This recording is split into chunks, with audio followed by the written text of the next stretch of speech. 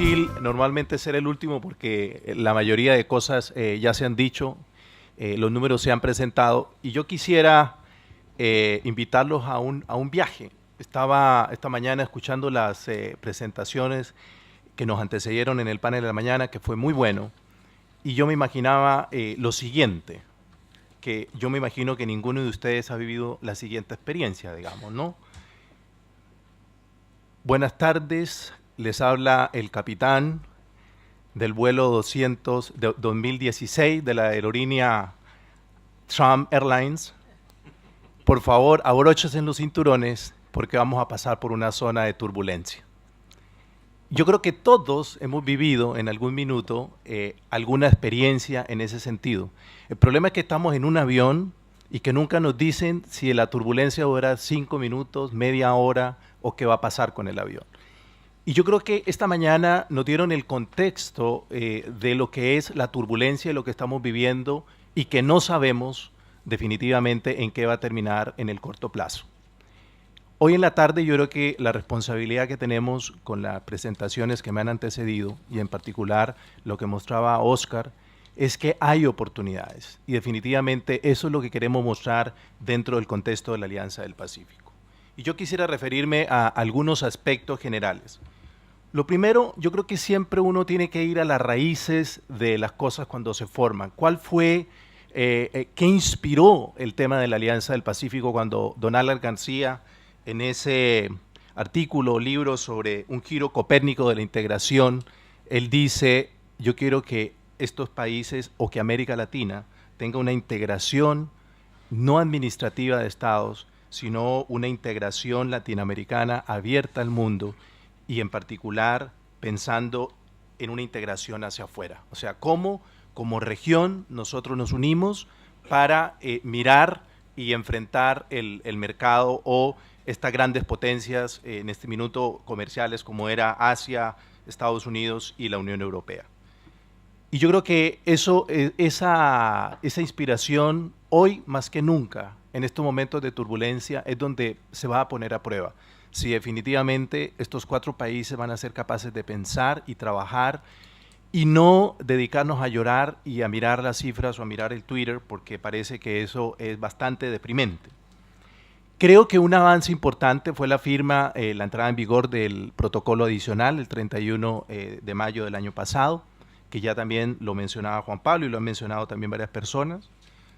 Otro aspecto que yo destaco y menciono es que la Alianza del Pacífico, como lo menciona el profesor Prado y Velázquez de la Universidad Autónoma de Puebla y la Universidad de Baja California, cuando hablan y describen todo el proceso de regionalismo y mencionan que ya nosotros estamos, o la Alianza del Pacífico entra en la categoría de la integración postliberal, en donde no es solamente el comercio, sino es la cooperación, es el manejo de las políticas públicas, o sea, cómo nosotros tiramos hacia arriba y nos comparamos con países que tienen mejores políticas públicas que nosotros. La Alianza del Pacífico nos obliga internamente, viéndolo como países, a mejorar en muchos aspectos para poder cumplir con todo lo que se habla en las distintas cumbres empresariales, en las reuniones del GAN, en las reuniones ministeriales.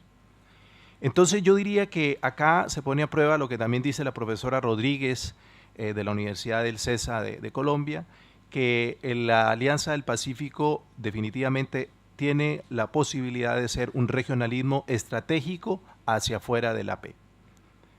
Otro tema que tiene la Alianza del Pacífico, y también lo mencionaba esta mañana, si mal no recuerdo, Paulina Nasal, la directora de Direcom, es este pragmatismo y esta flexibilidad, que hasta ahora es la que le ha permitido, dado que no tiene una estructura pesada, difícil, sino que son los mismos gobiernos, los mismos gobernantes quienes dirigen este proceso, avanzar rápidamente. Y eso hay detractores y hay gente que considera que así tiene que mantenerse, pero definitivamente, insisto, yo creo que el pragmatismo y la flexibilidad han dado resultados. Pero esta es la primera creo yo, turbulencia fuerte, porque la Alianza del Pacífico parte, ustedes saben, en abril del 2011, ya había pasado la crisis subprime del 2008, entonces realmente estamos entrando en la primera turbulencia y aquí es donde vamos a ver si este pragmatismo y flexibilidad realmente funciona. Otro aspecto que yo destaco de la Alianza del Pacífico, que también se ha mencionado, es la vinculación con el sector privado. El Consejo Empresarial de la Alianza del Pacífico, el trabajar con ACELA y con otros organismos, yo creo que le da un dinamismo porque se sientan a la mesa a conversar, no los que generan las políticas públicas por un lado y los empresarios por otro con otras necesidades. Y ahí todavía hay muchas áreas de oportunidad, pero al menos yo creo que el que exista esa oportunidad es súper relevante. Lo otro que también se mencionó y José Miguel en su presentación sobre el Valle del Cauca se destaca es que la Alianza del Pacífico tiene que pensar en las regiones de nuestro país. Si la Alianza del Pacífico se queda a nivel de nuestras capitales, yo creo que no vamos a lograr nada, porque las grandes empresas se mueven por sí solas, tienen los recursos, los Falabella, los Ripple, los Sura, los Telmex, etcétera, tienen la capacidad y seguramente los tratados les ayudan, los aranceles, etcétera, pero ellos lo pueden hacer y ya lo han hecho, es más, previo a que se firmara la Alianza del Pacífico. Pero ¿qué ocurre en regiones en donde realmente hay un rezago? Yo creo que el hecho de que la Alianza del Pacífico, la mayoría de sus cumbres, o todas sus cumbres, perdón, se hayan realizado en regiones es una señal muy potente para lo que es el proceso de integración de nuestras regiones. Oscar hablaba también del intercambio intra-Alianza del Pacífico. Todos sabemos que es muy bajo, ronda en torno al 3,7% sumado, hay unos países con un porcentaje mayor y otros menor. Y aquí también hay, he conversado con expertos, digamos, de algunos países y hay también detractores. Dicen que definitivamente es muy difícil que nosotros como región, como Alianza del Pacífico, podamos crecer ese 3%. Oscar daba ejemplos de que esto sí es posible. Pero definitivamente si nosotros logramos subir 1, 2, 3 puntos ahora en el corto plazo, definitivamente es la oportunidad para muchas pequeñas y medianas empresas y definitivamente en porcentaje y en recursos es mucho dinero, mano de obra, trabajos, etcétera. Entonces yo creo que acá también tenemos que trabajar, definitivamente bajar a terreno, como Oscar lo dejaba muy claro, el tema de que el comercio intra-AP tiene que crecer. Por último, como aspecto general, está el tema de la inversión extranjera directa. El año 2015, la ID para América Latina cayó en un 9,1%. El forecast que había para el 2006 es que va a caer en torno al 8%. El tema del ciclo de los commodities también ya se habló todo esta mañana, no lo voy a llenar de cifras, pero definitivamente Estados Unidos significa el 25,9% de la inversión directa en los 4 países, sumados los 4 países. Entonces, ¿qué significa eso? Que si Estados Unidos va a cambiar su política, se va a trabajar y va a colocar todos los recursos dentro del país, ¿qué va a pasar con la inversión directa en nuestros países? Tiene que venir o de otras regiones como Asia o sí está ocurriendo muy importantemente la inversión de las multilatinas. Si uno mira el caso de Chile y el caso de México, por citarlos, en el caso de Chile el año pasado aumentó un 22% la inversión extranjera directa en la región, con alrededor de 16,000 millones de dólares. Y en el caso de México fueron 12,000 millones de dólares. Y la mayoría de esas inversiones, de ese porcentaje, está dentro de la Alianza del Pacífico. O sea, creo que hay, en medio de la turbulencia, hay cosas positivas que tenemos que convertirlas y llevarlas a la realidad. Ahora, ¿qué retos veo yo en el corto plazo? No vamos a hablar, porque en estos minutos hablar de 1 año, 2 años ya como que parece que se hace difícil. Lo primero es que los países tienen contingencias internas muy fuertes, que hacen que solamente cuando tienen la reunión miren la carpeta, pero difícilmente tengan el tiempo para estar trabajando en este tema de las políticas y de las decisiones hacia afuera. Colombia con su proceso de paz, lo conocemos, o sea, ha estado totalmente centrado en esto, esas son sus fichas.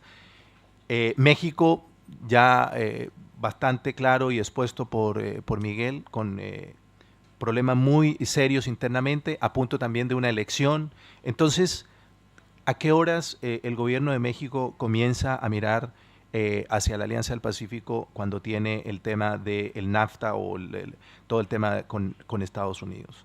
En el caso de Chile, ha entrado en un proceso de reformas también, y que estamos también con un estancamiento, que las proyecciones, cada vez que salen las proyecciones del crecimiento del Producto Interno Bruto para el próximo año, nunca van hacia la alza, sino más bien tendiendo hacia abajo. Perú es el único país que hoy está viviendo una situación distinta, tiene un presidente nuevo, pero Perú sabemos que se desencanta muy rápidamente de los presidentes. Les ya va para abajo exactamente, y no lleva ni 6 meses. La luna de miel, que siempre se habla de un año, no le está durando a PPK. Entonces, eso es un tema que en lo personal creo que es complicado, mirado desde el punto de vista de lo que queremos que avance la Alianza del Pacífico. Lo segundo es, pensando en lo que está pasando en Estados Unidos y lo que viene después de que el señor Trump asuma el próximo viernes, la pregunta es, ¿ya están los países de la Alianza del Pacífico reuniéndose para ver cómo trabajan en conjunto y mirar otros mercados? ¿O están esperando que llegue el señor Trump y comience a disparar y nosotros todavía no estamos preparados? Y lo segundo que a mí me surge es, ¿vamos a actuar como bloque? No me gusta la palabra bloque. Vamos a actuar como grupo, o cada uno va a ver cómo defiende sus intereses. Porque definitivamente enfrentarse a Estados Unidos, hablándolo comercialmente, no es un tema fácil. Entonces, es algo que se tiene que estar conversando a nivel de los gobiernos, desde mi punto de vista, para que no entremos luego a sálvese quien pueda. Y alguien hablaba ayer en una cena que me pareció muy interesante, que deberíamos sacar un eslogan que no debería venir de los gobiernos, sino de la ciudadanía, y que debería decir: México somos todos. Toda América Latina debería estar diciendo: México somos todos, para que tú al momento del señor Trump estar pensando, no esté mirando 120 millones de habitantes, sino que esté mirando una región de más de 300 millones de habitantes. Y si logramos sumar al más grande del mundo, Brasil, ya la cosa tendría mucho mayor peso. Pero definitivamente, insisto, es el momento donde las economías deberían estar trabajando y actuando en conjunto. Un tercer elemento es la confianza. Ya hemos tenido muchas inversiones. El año pasado tuve la oportunidad de hacer una investigación en los 4 países respecto a la percepción de la marca Alianza del Pacífico. Y pude la oportunidad de conversar tanto con los gobiernos como los empresarios de los 4 países. Y cuando están reunidos, muy amigos, mucha conversación, pero cuando están en lo individual comienzan las desconfianzas de ciertas cosas. Sobre todo, el año pasado hubo escaramuzas en Colombia frente a inversiones mexicanas, específicamente en el tema del azúcar, que estaban creando unos nuevos impuestos con respecto a una zona franca, que una inversión muy grande y luego se quería quitar. Entonces, en Chile también hemos tenido situaciones similares. Entonces, ¿qué quiero decir? Que aquí las reglas de juego tienen que ser claras y a largo plazo. Porque si comenzamos, y tenemos que hacer reformas en cada uno de los países, pero esas reformas implican que no respetamos lo que tenían las empresas cuando entraron al momento de invertir en nuestros países, vamos a comenzar a generar desconfianzas, y eso yo creo que es un factor muy complicado. Lo otro que también se habla, y que yo creo que los 4 gobiernos, en lo que hemos podido revisar en un trabajo que acabamos de terminar en conjunto, las cuatro universidades, es el impulso y las políticas a la PYME, a la pequeña y mediana empresa y a los emprendedores. Yo creo que ahí hay un trabajo, pero que tiene que coordinarse mejor y que tiene que también lograr esas metas, sobre todo de encadenamientos, de acumulación de origen y encadenamientos mirando hacia el Asia, detectando específicamente los países a los cuales queremos llegar y en los sectores en los cuales rápidamente podemos comenzar a exportar. Y por último, el efecto migración. Sabemos que la Alianza del Pacífico habla de la movilidad de personas y de bienes como un gran valor, y eso se está dando. Uno de los, así como mencionaba también José Miguel sobre el tema del turismo en Colombia, es en todos los países. El año pasado Chile alcanzó la cifra de 4 millones y algo de turistas, y eso va a seguir creciendo. O sea, el turismo tiene una potencialidad en los 4 países. Ya hay una agencia que se llama la Agencia de la Alianza del Pacífico y está trayendo gente de Asia que normalmente vienen al Perú. Perú tiene una larga trayectoria de traer asiáticos a su país, y bueno, le están ofreciendo que no solamente vengan al Perú, sino que puedan visitar alguno de los otros 3 países de la Alianza. Pero el tema de migración se vuelve complejo porque siempre se miran las 2 aristas negativas, sobre todo en la época de crisis: la pérdida de empleo de los connacionales y el tema del narcotráfico y todas las cosas negativas que muchas veces se dan. Estados Unidos, cuando uno mira en una gráfica que mostraban la semana pasada en el CEP, en una presentación de un profesor de Estados Unidos, de la Universidad de NYU, él hablaba que los PIC que ha tenido Estados Unidos son alrededor del 15% de migración.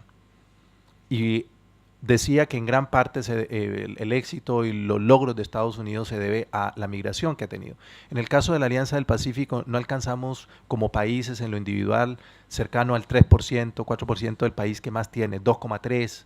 Entonces, pareciera que el tema de migración no debiera ser un problema, pero si no lo abordamos con la claridad desde el comienzo, caso de Chile, saben ustedes que está a punto de entrar al Congreso una propuesta de ley con respecto al tema de migración, pero yo creo que es un tema que tiene que hablarse, el tema de la migración en nuestros países. Hablando de los beneficios, y en concreto algo que hemos comenzado a estudiar ahora, está el programa de movilidad estudiantil y académico de la Alianza del Pacífico. Ustedes saben que fue de las primeras acciones, y los mismos presidentes comenzaron, alguien que estuvo en esa sala donde estaban solamente los 4 presidentes y una persona más, comenzaron a hablar de 25 becas.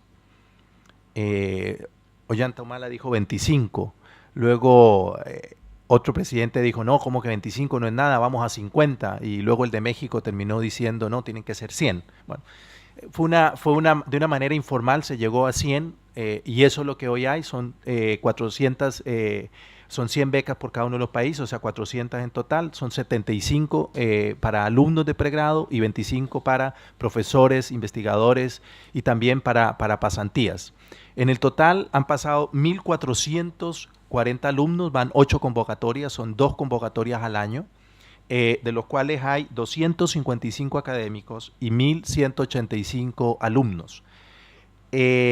Yo conversaba con la AXI, con Pablo, que es Pablo García, el encargado de Chile. Chile es el mayor receptor y el que menos ha enviado alumnos al resto de los otros países. México es el país que más ha enviado alumnos y también ha recibido. Pero hoy, digamos a la fecha y lo que se ve para el futuro, tiene una alta demanda. Cada vez es más demandado el tema de la beca. También hay un factor en el cual el 56% son mujeres y el restante 44% son hombres. Y el otro factor que ha tenido este programa de becas, que es muy importante, esta plataforma de movilidad estudiantil, es el tema de regiones. O sea, realmente es impactante la cantidad de alumnos que vienen de regiones y vienen a las regiones de los demás países, no vienen solamente a las capitales. El porcentaje mayor es en las capitales, pero hay muchos estudiantes que prefieren venir a regiones y no a las grandes capitales, lo cual también es un aspecto positivo. Ahora, yo creo que este programa debiera tender a crecer, y la apuesta o la propuesta a nuestro futuro, que lo vamos a estudiar, es que se mire el Asia como la vía natural en la cual debieran comenzar a darse becas de intercambio para que personas de países asiáticos vengan a la Alianza del Pacífico y alumnos nuestros de nuestra región vayan al Asia de intercambio. Si definitivamente queremos nosotros pensar y mirar que es hacia allá, hacia donde nos queremos mover. Yo quiero terminar con una reflexión esta mañana escuchando a Osvaldo Rosales, quien me merece todo el respeto por todo el trabajo que hace profesional. Él hablaba de la convergencia de la APE hacia Mercosur y hacia la Unión Europea. Yo, por lo menos en las conversaciones que he tenido con la gente de los distintos gobiernos, creen que es necesario que tengamos, que haya un acercamiento en la región con el Mercosur, pero definitivamente yo creo que en el corto plazo, dada la celeridad que tenemos de direccionar toda nuestra canasta exportadora, yo creo que el Mercosur no es la plataforma hacia donde, o el bloque hacia donde nos debiéramos mover, porque todavía el Mercosur tiene problemas, sabemos lo que está pasando ahorita con la presidencia, con Venezuela, etcétera, y tienen todavía muchos rezagos dentro de ellos mismos. Creo que están avanzando en la dirección correcta, están mirando al Asia Pacífico, tanto Brasil como Argentina. O sea, yo creo que se ha comenzado un ciclo positivo, pero eso se tiene que materializar. Todavía yo creo que tienen mucha situación interna por cambiar. Y en segundo lugar, yo creo que el trabajo realizado en el TPP, al cual no sabemos, como decía hoy el viceministro del Japón, que vamos a firmarlo pronto, en un optimismo que me parece muy, muy positivo, pero definitivamente si la Alianza del Pacífico se creó mirando hacia el Asia, definitivamente tenemos que rescatar, se firme o no se firme el TPP, tenemos que rescatar el trabajo hacia Asia. Y yo creo que hacia allá es donde definitivamente, si nosotros somos capaces como grupo, como Alianza del Pacífico, de identificar 3, 4, 5 economías con las que rápidamente podemos comenzar a trabajar, yo creo que definitivamente la Alianza del Pacífico puede ser, para el caso de México, y para el caso de los otros 3 países, pero México como el más grande exportador y dependiente de Estados Unidos, una salvación. Definitivamente en el mundo ya está demostrado, cuando se cierran ciertas fronteras, se abren otras oportunidades. Hace muy poco pasó lo de Rusia, ustedes saben, y todavía es la sanción que tiene, y muchos países se han beneficiado de eso, exportando frutas, exportando carne, porque tiene sanciones con la Unión Europea. Entonces aquí ocurre lo mismo, pero el tema es cómo enfrentamos eso y no esperamos a que el capitán vuelva a prender las luces, el señor Trump, y diga hacia dónde nos quiere mover. Yo creo que la Alianza del Pacífico ya tiene un grado de madurez y de capacidad que ha logrado resultados positivos, entonces definitivamente tiene que ser capaz de direccionar su destino, digamos, hacia al puerto a donde quiere aterrizar. Muchísimas gracias.